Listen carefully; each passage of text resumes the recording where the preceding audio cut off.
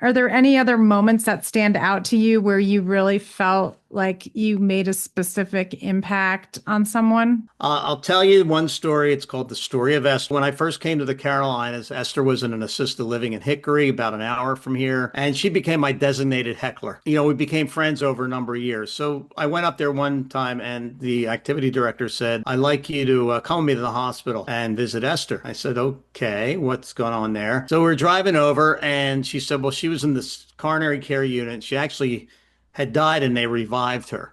And so she's there and she wants you. I said, "Well, what does she want me for?" So I got there and Esther, first of all, she starts flirting with me and her daughter's there. And her daughter says, "Mom, he's a married man," that kind of thing. She is a very religious woman. And there's a song called "Because He Lives." Because he lives, I can face tomorrow. Beautiful song. She wanted me to sing it to her. I said, "We're in the Bible Belt down here. I'm a guy from South Philly. I don't know this song.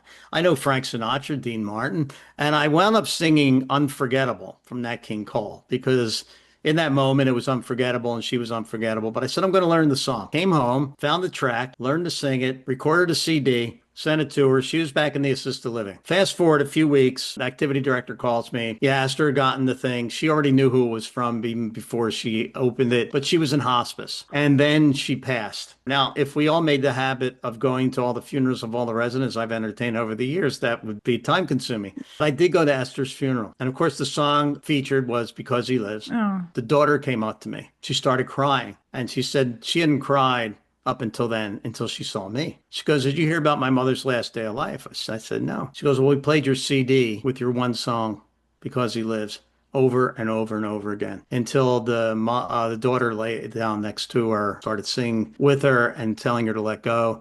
And Esther died that day." It stops you in your tracks ah, because even if I wanted to give up this whole journey, when you hear a story like that, you can't. I don't know what role I had in Esther's passing, but I was clearly part of it and I didn't right. even know it. Oh my And it was all gosh. because of a song that she wanted me to sing to her.